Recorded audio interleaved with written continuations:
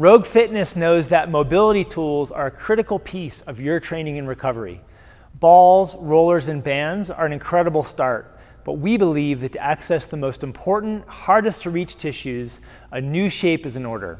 It's time to think outside the ball. I'm Charlie Merrill, and I'm a manual physical therapist working with CrossFit Roots here in Boulder, Colorado. I collaborated with the brilliant team at Rogue Fitness to prototype a whole new mobility tool, one shaped like the tool I use every day in my clinic, the most robust mobility tool available, the human hand. After working with thousands of athletes, I realized that some of the most important tissues for overhead function, spinal mobility and stability, hip and shoulder health, and breathing were nearly impossible for my clients to mobilize themselves. These are tissues that the best PTs and chiropractors treat in the clinic every day to get people out of pain, moving better, and performing their best. Now you can get into the nooks and crannies that I find to be critical to human health and performance. Camille LeBlanc-Bazinet and I are going to show you how to do just that using Rogue's new magic hand. Before we start, it's important to remember that with powerful mobility techniques comes some level of personal responsibility. Rogue is giving you exclusive access to important tissues that can be quite sensitive. These muscles and fascial structures live near nerves and blood vessels that will let you know if they're not psyched to be mobilized. So while this tool gives you the opportunity to unglue, unload, and create space for these sensitive structures, we ask that you approach these techniques with respect and a little bit of caution. Just make sure you listen to your body. And as with all mobility work, the feeling might be intense at times, but pain, numbness, and tingling should be minimal and definitely temporary. If you're actively injured or coming back from surgery, please consult your doctor and/or rehab provider for guidance using the hand. Now join Camille and I as we show you how to use this brilliant new tool. I'm here with an athlete that needs no introduction, Camille LeBlanc-Bazinet. I'll introduce her anyway. She's going to demonstrate for you how to use this new tool.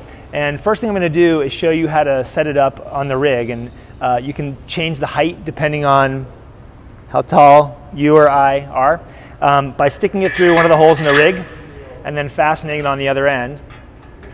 Once you get it on there, the tool will rotate 360 degrees, so you can change the angle. You can kind of see there's a little curvature there depending on the tissue that you're trying to hit. The next hard to reach tissue I want to talk about is the iliopsoas muscle. Some people call it the psoas. This comes off of your spine in the front and travels down into your groin. It's relatively short.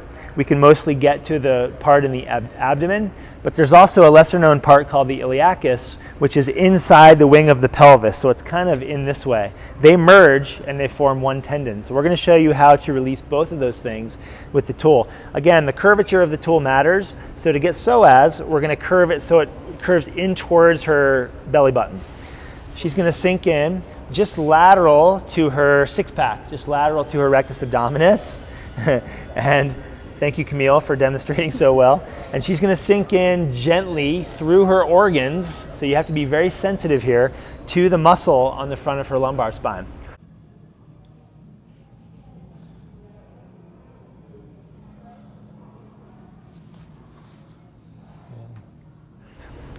Once she gets to the point where she feels like she's on muscular tissue, she can tell by flexing her hip a little bit, and we'll usually feel it contract underneath the tool. Once you've got it pinned, then you can extend your hip, put your toe on the ground, squeeze your glute, which will effectively help psoas turn off so she can get in there and mobilize that tissue.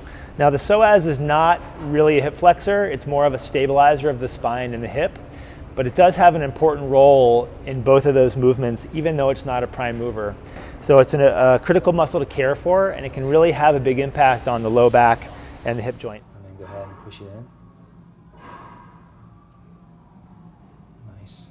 To get iliacus, we're going to turn it around 180 degrees. This time we're hooking the tool out towards the lateral part of her body, and we're going to come inside of her pelvis, wing.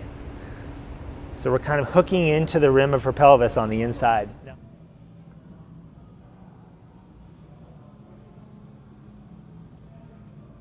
Now there are less organs in the way here, so you're kind of coming straight into muscular tissue through the abs. but the same movement applies. You're going to start in flexion, you're going to extend your hip, put your toe on the ground, squeeze your glute to inhibit it, and break that free. For running athletes and athletes that need to fully open their hip, or athletes that have stability challenges in their spine or hip, is a really effective way to get in there and break up those adhesions. Nice. And out, and straighten that knee.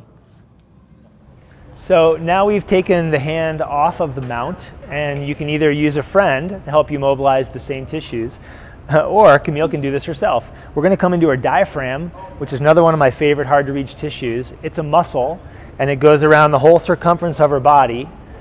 We can really only get to it through the front. So she's going to start really close to the center.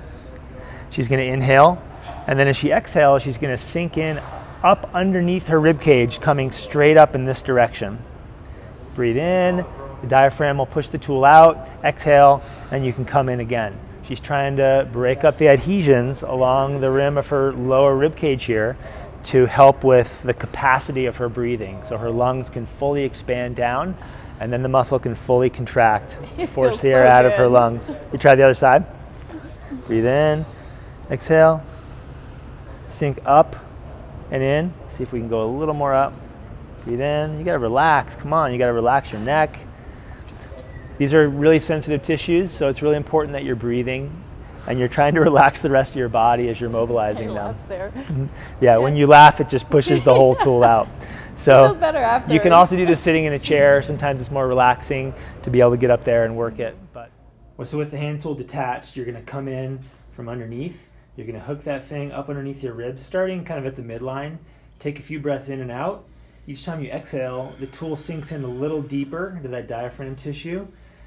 After 3 breaths, after the exhale of the 3rd breath, you're going to take a big breath in and then sit up, kind of lifting your hips away from the chair as you breathe in to peel the diaphragm away from the ribs.